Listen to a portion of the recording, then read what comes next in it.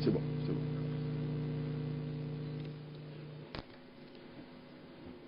Monsieur le Premier ministre, Mesdames et Messieurs les ministres, Mesdames et Messieurs les députés, Mesdames et Messieurs les ambassadeurs et chefs de représentation diplomatique,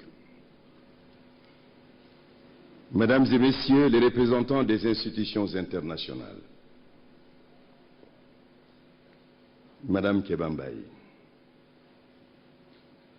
Madame la mère du récipiendaire qui est avec nous aujourd'hui.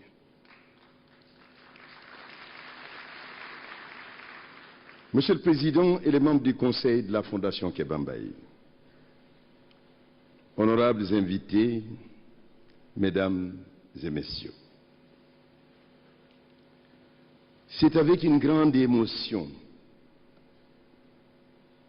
que j'évoque le souvenir de l'illustre disparu, le juge Kéba Mbaye, dont nous célébrons aujourd'hui la mémoire. Il est souffle de vie, parce que vivant en communion avec nous par la pensée et par l'esprit,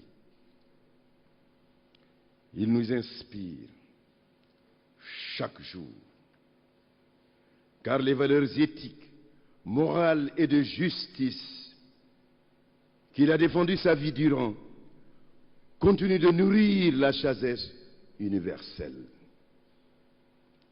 Nous saluons chaleureusement sa veuve, Madame Mariette Diarra Mbaye.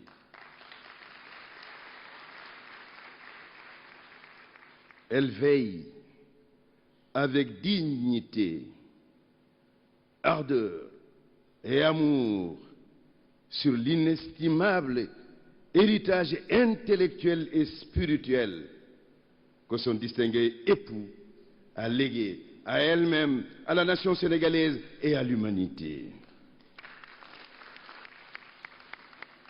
Ses enfants, ses amis d'ici et d'ailleurs s'emploient à perpétuer la valeur d'exemplarité éthique et morale de la vie du juge Kéba Mbaye, afin qu'elle soit une source intarissable d'inspiration pour la jeune génération qui n'a pas eu la chance de le rencontrer et de le connaître.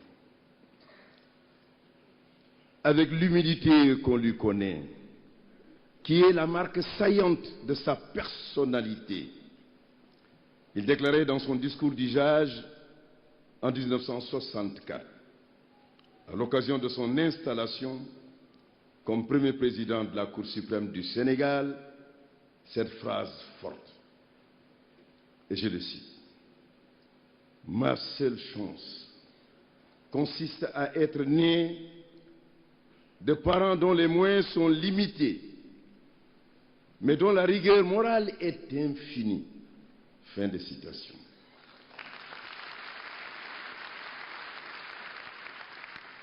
Il ne s'est jamais départi de cette rigueur morale qui a toujours sous-tendu son action.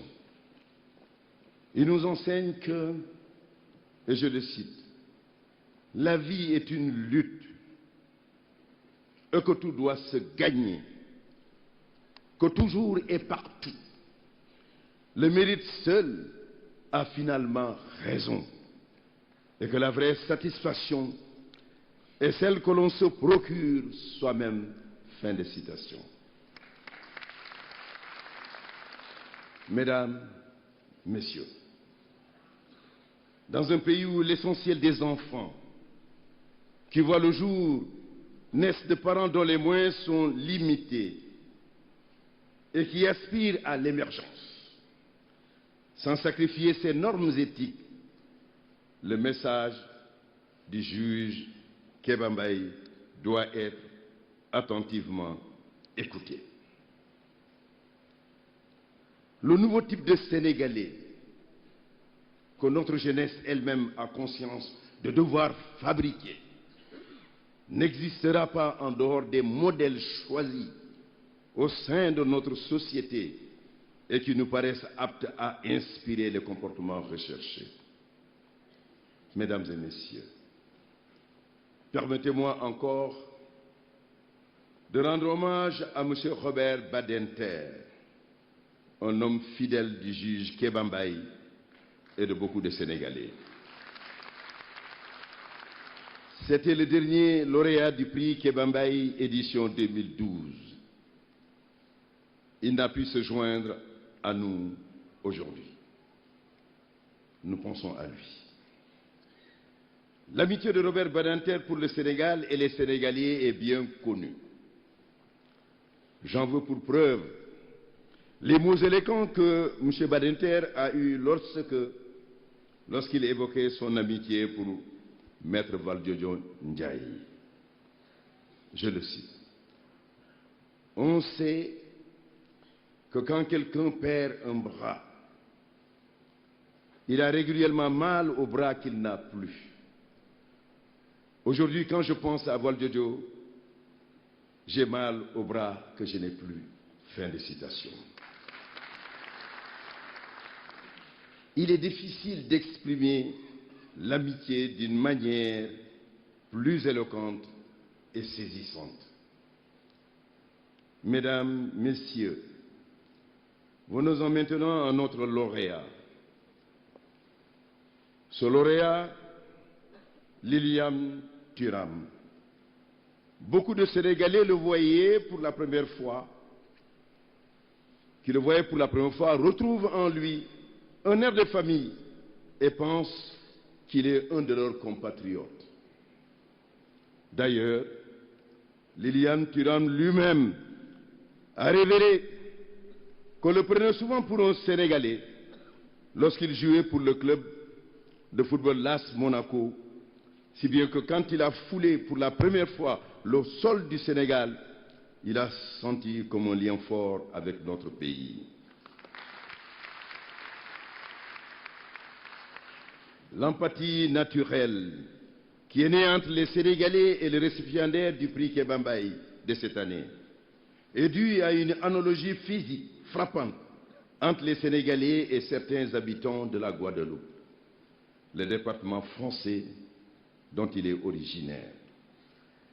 Cette sympathie spontanée et cette acceptation naturelle, née simplement d'une ressemblance physique, illustre, à contrario, à quel point il peut être difficile de se défaire de préjugés basés également sur des caractères physiques. Le rejet instinctif, ainsi que son contraire, l'acceptation fondée sur la subjectivité, sont tous les deux dans l'instinct de l'homme qui ne connaît pas suffisamment son prochain. D'où l'importance de la culture et de l'éducation comme moyen de connaissance de l'autre. N'anticipons pas.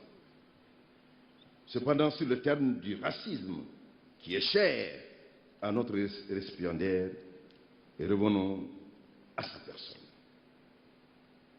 Dans le monde entier, Liliane Thuram est connu comme un sportif émérite dans son domaine, le football. Il a gagné une Coupe du Monde en 1998, puis une Coupe d'Europe des Nations en 2002. Il détient le record des sélections en équipe de France masculine, 142, et était considéré à une certaine période de sa carrière comme le meilleur défenseur central au monde, avec son collègue du club de Parme, Fabio Cannavaro, avec qui il formait, l'on s'en souvient, un tandem inoubliable de défense centrale. Cette carrière n'est d'ailleurs pas faite que de titres. Elle a été également jalonnée de moments inoubliables qui ont valeur d'exemplarité même en dehors du sport. Je pense notamment à cette soirée du 8 juillet 1998, où par force de volonté et de courage, Liliane Thuram a inscrit 2 buts contre la Croatie en demi-finale de Coupe du Monde après avoir été à l'origine d'une erreur ayant amené un but croate. Ce soir-là, l'illustration a été faite qu'une volonté forte peut suffire à renverser les situations les plus mal engagées. Mesdames et messieurs, il me faut cependant dire clairement que si j'ai évoqué la fabuleuse carrière sportive de notre lauréat et ses affinités particulières avec le Sénégal, ce n'est point pour justifier la remise du prix Kéba Mbaye pour l'éthique qui lui sera faite tout à l'heure. Mon propos visait uniquement à souligner la richesse de son parcours sportif et à mieux faire percevoir toutes les dimensions de sa personnalité. Le prix qu'il reçoit aujourd'hui, n'ayez aucun doute, Lilian Thuram le doit à son combat intelligent et déterminé contre le racisme et de manière générale à son action inlassable pour le règne de la tolérance. Aujourd'hui, nous ne primons donc point le footballeur émérite, ni le Sénégalais d'adoption, mais l'intellectuel engagé qui a écrit un excellent ouvrage intitulé « Mes étoiles noires » pour témoigner de la contribution significative de l'homme noir à l'édification culturelle, scientifique et technique du monde moderne. Preuve de ce que ce livre a atteint ses objectifs, notre lauréat a révélé avoir souvent été interpellé par des personnes lui déclarant que c'est en lisant son livre qu'elles ont su que beaucoup d'objets que nous utilisions au quotidien ont été inventés par des hommes noirs. Lilian Thuram ne s'est cependant pas contenté d'écrire un livre. Il prend régulièrement part au débat public en France et dans le monde sur des questions de racisme, d'immigration, de discrimination, d'intégration et sur bien d'autres sujets encore. Il a créé une fondation dénommée Lilian Thuram Éducation contre le racisme et participe à beaucoup de rencontres, soit en France, soit à l'international, afin de contribuer à la destruction des préjugés qui font le lit du racisme et de l'intolérance. Cet engagement sur tous les fronts, où la défense du racisme l'appelle, notre récipiendaire le doit à son propre vécu du racisme, mais aussi et surtout à sa personnalité qui est faite d'un besoin de comprendre, de dépasser et de fraterniser. Il y a très certainement un lien très fort entre l'enfant de Pointe-à-Pitre qui ambitionnait d'être prêtre afin de faire fraterniser ses semblables et l'adulte qu'il est devenu, un prêcheur infatigable de l'altérité, un adepte des pensées économistes qui souhaite une synthèse, je le cite, des philosophies Dogon, chinois et amérindiens pour construire une nouvelle humanité. Fin de citation.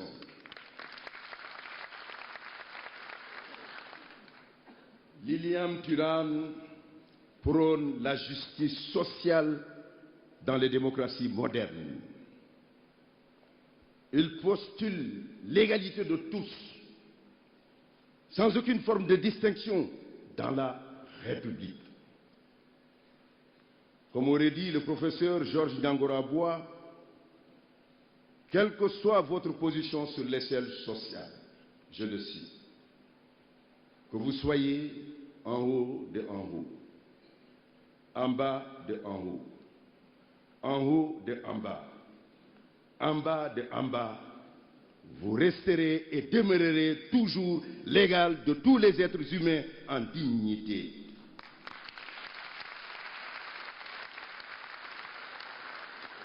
Je me répète, comme aurait dit le professeur Niangora-Bois, quelle que soit votre position sur l'échelle sociale, Que vous soyez en haut de en haut, en bas de en haut de en bas de en bas, vous resterez toujours et demeurerez toujours l'égal de tous les êtres humains en dignité. Mesdames et messieurs, en vérité, cet homme dont nous célébrons l'engagement ne s'est pas construit en un seul jour. Et si nous voulons conserver à ce prix ses vertus pédagogiques, nous nous devons d'évoquer au moins sommairement les différentes étapes de son évolution morale et intellectuelle. Comme beaucoup d'enfants noirs, le jeune Lilian Thuram, débarquant en France à l'âge de 9 ans, pour rejoindre sa mère, a subi le racisme sous ses différentes formes, parfois ordinaires, parfois inconscients, parfois ostensiblement affichés. En plus du racisme résultant des comportements individuels, il a été profondément troublé par le fait que l'univers des grands hommes de l'humanité, tel qu'il était présenté à l'école, ne comprenait que des personnes de race blanche. La seule mention des Noirs dans l'histoire de l'humanité coïncidait avec l'esclavage, comme si l'histoire des Noirs débutait avec ce fléau et se résumait à ce fléau. Beaucoup de jeunes hommes, en grandissant dans cet univers qui ne valorisait nullement leurs aptitudes, n'ont jamais pu élever dans leur esprit des barrières psychologiques et morales suffisamment hautes pour résister à la tentation du repli et surtout à celle de la marginalisation qui favorise le passage aux actes asociaux extrêmes. Le jeune homme qu'a été Lilian Thuram a pu lui se construire une force mentale qui lui a fait échapper aux pièges auxquels nombre de jeunes hommes ayant vécu les mêmes difficultés que lui ont fini par succomber. Cela, il le doit très certainement aux personnes entre les mains de qui le destin l'a placé, au premier rang desquels se trouve sa mère Mariana, ici présente parmi nous, qui est, comme il le dit lui-même, sa première étoile noire. Madame Mariana, permettez que je vous dise ma respectueuse admiration pour avoir offert au monde Lilian Thuram.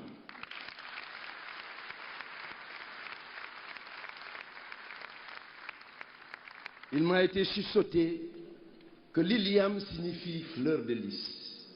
Il m'a été dit que Thuram signifie bouclier. Il est tout cela à la fois. Merci, madame. Mais l'œuvre éducatrice de Mariana a sans doute été largement favorisée par les dispositions d'esprit de son fils, portées depuis toujours par un irrépressible besoin de comprendre les choses afin d'agir sur elles. Cette insatiable et précoce curiosité intellectuelle de notre lauréat lui a fait vouloir comprendre très tôt les mécanismes de l'infériorisation et lui a fait apparaître que celle-ci repose sur des mécanismes d'abord culturels qui ne peuvent dès lors être détruits que par l'éducation et la rupture avec les modes de pensée consensuels. En comprenant que la domination et le racisme n'ont rien d'inné et de fatal, Lilian Thuram a découvert, en même temps que de remarquables femmes et hommes noirs qui ont de tout temps et en de différents endroits apporté une contribution significative à l'évolution culturelle, scientifique et technique de l'humanité. Parmi ces myriades d'étoiles noires dont la lumière a éclairé l'humanité. On peut citer certaines qui ont particulièrement marqué notre récipiendaire. Je veux nommer Marcus Garvey, qui exhortait l'homme noir à pratiquer, je le cite, la foi de la confiance en lui-même. Fin de citation. De Cheikh Anta Diop, qui a théorisé l'unité d'origine de l'espèce humaine.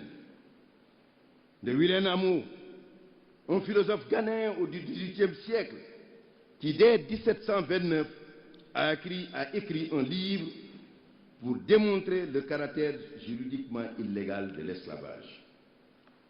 D'Ésope, le grand sage de la Grèce antique, dont les fables ont largement inspiré La Fontaine. De Taharqa, le pharaon noir qui a été l'un des plus grands bâtisseurs de pyramides. De Henry Sampson, l'inventeur du téléphone cellulaire. De Phyllis Wheatley, la grande poétesse française du XVIIIe siècle qui est originaire du Sénégal. De Barack Obama, 44e premier président des États-Unis, premier président noir de la première puissance mondiale. De Nelson Mandela, vainqueur de l'apartheid, cette ségrégation d'État qui a fait tant de malheur et qui a conquis la présidence de l'Afrique du Sud après 10 000 jours de prison, soit 27 ans. Et de tant d'autres qui, par leur savoir ou leur leadership, ont écrit des pages essentielles dans le grand livre de l'histoire de l'humanité. Mais dans sa quête de sens et de signification, Lilian Thuram ne s'est pas arrêté à découvrir que l'histoire de l'humanité est un patrimoine commun auquel des hommes de différentes couleurs de peau ont équitablement contribué. Il a également appris que la science du XXe siècle, particulièrement la génétique, que la notion de race est dénuée de pertinence scientifique, puisqu'aucun Européen du Sud serait plus proche biologiquement d'un Africain du Nord que d'un Européen du Nord, et que l'ensemble des hommes partagent à plus de 99% le même patrimoine génétique. Pour couronner le tout, il lui est apparu que l'ensemble des hommes qui peuplent la planète descendent d'un ancêtre commun, Lucie. La culture serait dès lors le seul élément de différenciation des groupes humains, et la couleur de la peau, ainsi que les autres différences dans l'apparence physique, seraient toutes dues à l'effort d'adaptation de l'homme à son milieu naturel. C'est riche de ces certitudes que Lilian Thuram a pu conclure, je le cite. L'âme noire, le peuple noir, la pensée noire n'existent pas plus que l'âme blanche, le peuple blanc, la pensée blanche, tout cela n'est que jeu de construction. Fin de citation. Et pour faire s'écrouler cette construction intellectuelle, notre lauréat a encore son idée.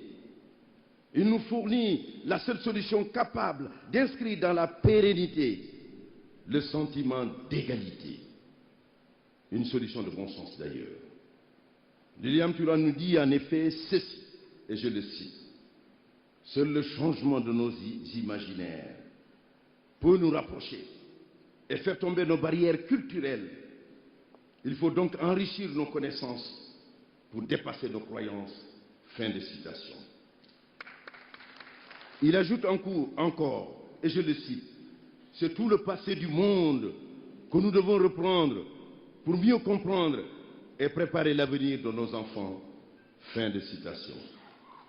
Changer nos imaginaires et les peupler d'une histoire de l'humanité où tous auraient leur place. Voilà donc le projet de Lilian Thuram est devenu un défenseur central avec l'aide de sa fondation. Et dans cette optique, l'école, lieu principal d'acquisition des savoirs et parfois des préjugés, est l'endroit privilégié pour agir. Mesdames, Messieurs, voilà donc pourquoi Lilian Thuram parcourt les écoles, visite le monde et s'exprime partout où il pense nécessaire afin de délivrer son message de paix et de tolérance. Ce message qui, bien qu'inspiré au départ par la souffrance des hommes noirs comme lui, est en réalité devenu un message universel. Achille Bembe, un penseur cher à notre récipiendaire, ne prophétisait-il pas que, je le cite, l'humanité sera riche de l'ensemble de ses singularités, elle sera appauvrie si ces singularités lui sont amputées. Fin de citation. Au moment où l'actualité nous rappelle souvent, douloureusement, qu'une société qui n'intègre pas toutes ces singularités risque de se désintégrer de l'intérieur sous les coups de boutoir des mal-aimés, des mal intégrés, des héros de la paix, comme notre récipiendaire, devrait être écouté et célébré. N'est-ce pas?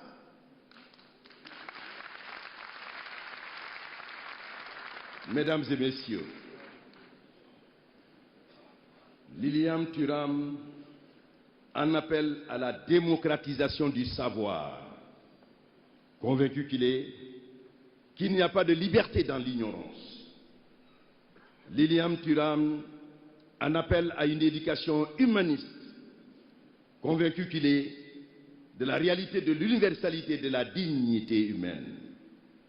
Lilian Thuram en appelle à l'égalité effective et universelle de tous les êtres humains, par-delà les couleurs, les origines, les préjugés, convaincu qu'il est que l'inégalité, la discrimination et l'exclusion nourrissent l'oppression, l'injustice, la tyrannie.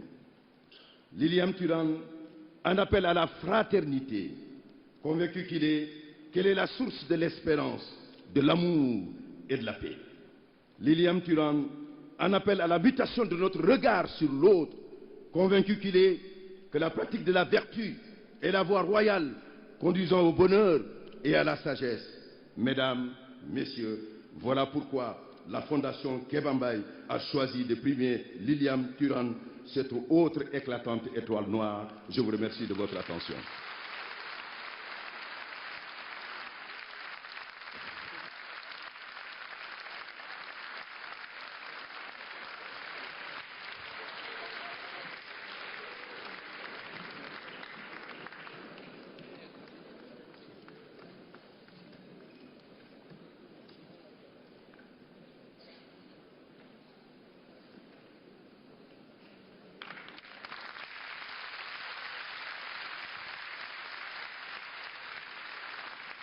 Merci, Monsieur le Ministre.